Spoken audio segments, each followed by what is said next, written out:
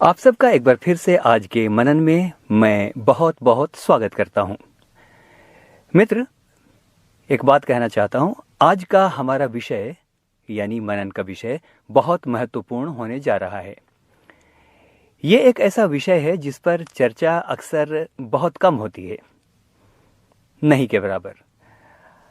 आज का विषय होगा भावनाओं पर नियंत्रण, और खास करके तब जबकि क्रोध आ रहा हो या वाद विवाद की स्थिति हो या झगड़ा हो रहा हो, तो विषय होगा भावनाओं का नियंत्रण। मित्र, ऐसा कहते हैं जिसने भावनाओं पर विजय प्राप्त कर लिया या उसे नियंत्रण में रखना सीख लिया, वह संसार का सफलतम व्यक्ति है। मित्र, आज आपको भी बता दूं, यदि अपनी भावनाओं पर नियंत्रण करना आप भी सीख लें तो आज के दिन कहना चाहता हूं, आपको सफल होने से कोई नहीं रोक सकता, यहां तक कि आप स्वयं भी अपने आप को नहीं रोक सकते। हाँ, बस प्रभु का अनुग्रह होना चाहिए। आइए आगे चलते हैं।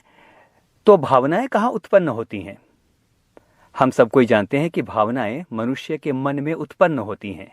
इसलिए भावनाओं पर वही नियंत्रण कर सकता है जो मन पर नियंत्रण कर सकता है, क्योंकि भावनाएं मन में ही उत्पन्न होती हैं।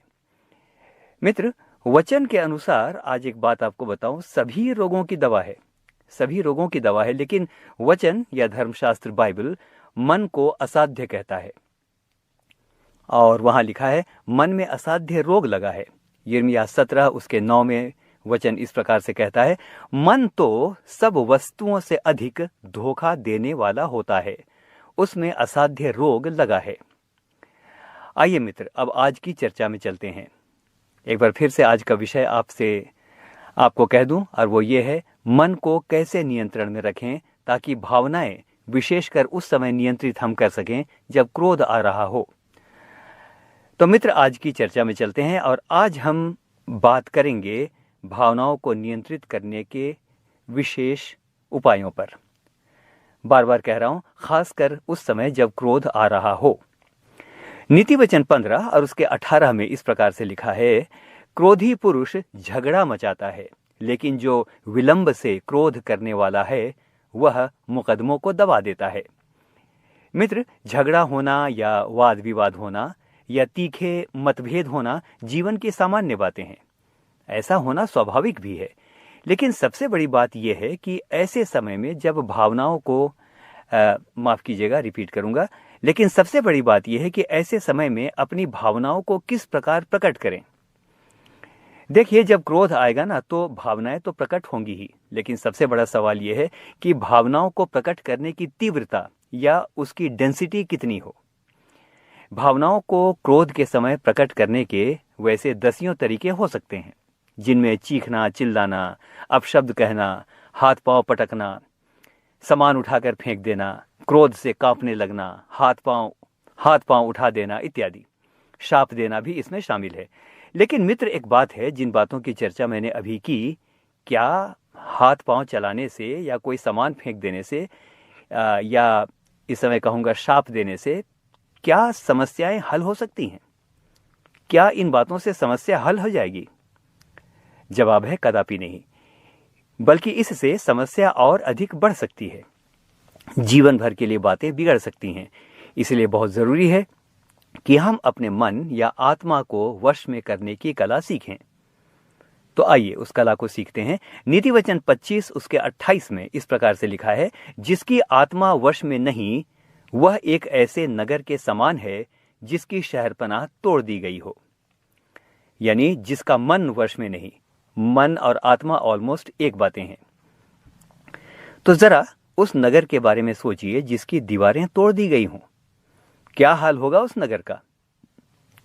कोई भी कहीं से भी घुस सकता है, कुछ भी कर सकता है। वहां सुरक्षा का तो मित्र सवाल ही पैदा नहीं होता। तो मित्र, यही हाल उस व्यक्ति का होता है जिसका मन या आत्मा वश में नहीं है। उसके मन में किसी भी प्रकार के कुविचार घुस सकते हैं, वो कुछ भी सोच सकता है। तो आइए विचार करें कि जब क्रोध आ रहा हो या झगड़ा हो रहा हो, तो उस समय हमें किन किन बातों का खास ध्यान रखना चाहिए। विश्वास कीजिए, यदि इन बातों को ध्यान में रखेंगे तो बहुत हद तक आप क्रोध की स्थिति में अपने मन और अपने मुंह को नियंत्रित कर पाएंगे।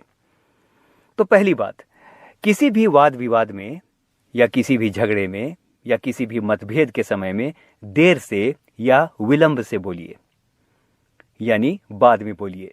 ध्यान से सुनिए या दूसरे पक्ष को पहले बोलने दीजिए। धीरज से सुनिए, बीच में उतावले मत हो जाइए कि मुझे अब मुंह तोड़ जवाब देना है। धीरज से सुनिए। मित्र, हम बहुत अच्छे बोलने वाले हो सकते हैं, ओके, हम बहुत अच्छे बोलने वाले हो सकते हैं, बहुत अच्छे वक्ता हो सकते हैं, लेकिन जरूरी नहीं है कि हम अच्छे सुनने वाले भी हों।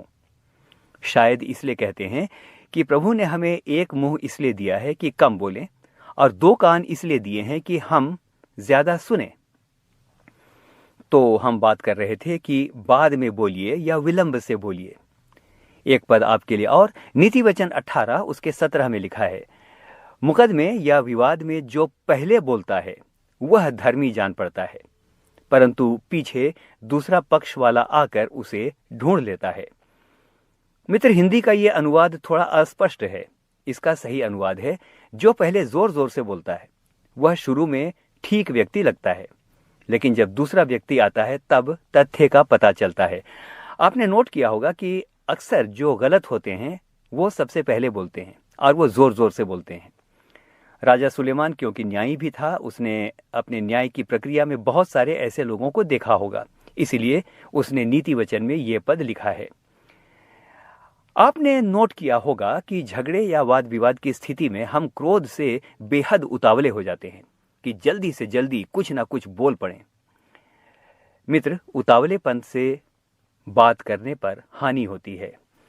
सबोपदेशक 7 उसके 9 में लिखा है, अपने मन में उतावली से क्रोधित ना हो, क्योंकि क्रोध मूर्खों के ही हृदय में रहता है।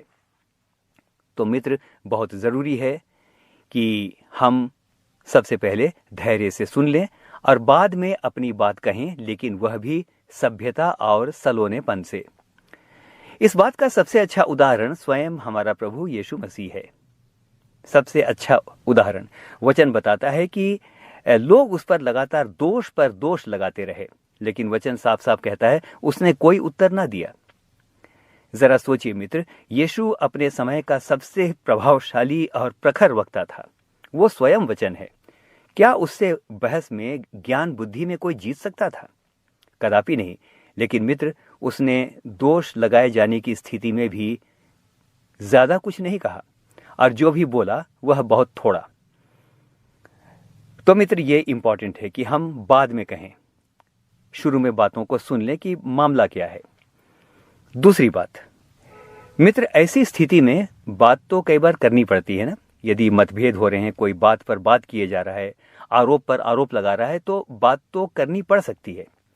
तो यदि बात करनी ही हो तो बात जरूर करें, लेकिन एक काम करें, उसी विषय पर टिके रहें जिस पर विवाद हो रहा है। उसी विषय पर बात करें जिस पर विवाद हो रहा है। कुछ और बातें यहां वहां से ना बोलें, जैसे किसी के पास्ट के बारे में, परिवार के बारे में, शारीरिक अपंगता या कमजोरियों या रंग या अंगों की अक्षमता के बारे में, माता पिता या सगे संबंधियों के बारे में बात ना करें। ध्यान दें, किसी के चरित्र पर बिल्कुल बात ना करें।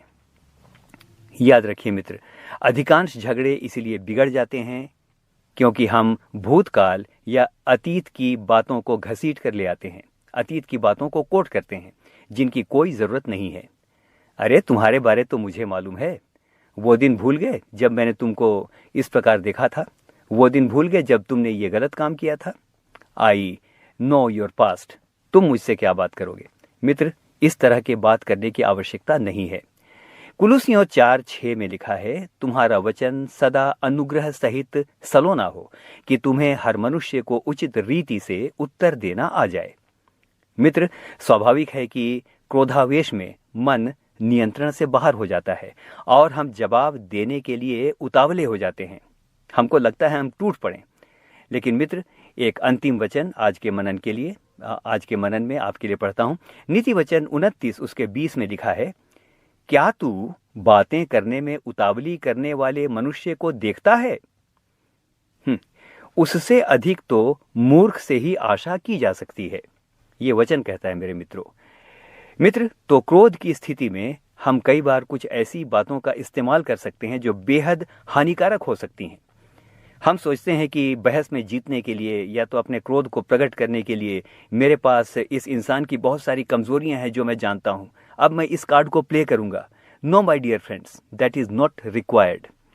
हम में से हर व्यक्ति की कोई ना कोई कमजोरी अवश्य होगी, या कभी ना कभी गलती से कुछ ना कुछ हमसे भूल हुई होगी। हम सभी एक दूसरे की कमजोरियों को जानते हैं, लेकिन प्रयास कीजिए कि क्रोध की अवस्था में उन बातों को कभी ना कहें जो हम सामने वाले के बारे में जानते हैं और अब तक रहस्य के रूप में संभाल कर बैठे हैं। यदि ऐसा हो जाए तो फिर बातें नहीं संभलती हैं। आइए मित्र, हम प्रभु से सामर्थ्य मांगे कि हम आवेश की स्थिति में अपने क्रोध को नियंत्रित कर सकें। और क्रोध यदि हम नियंत्रित कर सकते हैं तो मित्र, आज आपको एक बात बताऊं, बहुत हद तक हम अपने मन की भावनाओं को भी नियंत्रित कर सकते हैं। हम में से हर एक को परमेश्वर बहुतायत के साथ आशीष दे। आमीन और फिर से आमीन।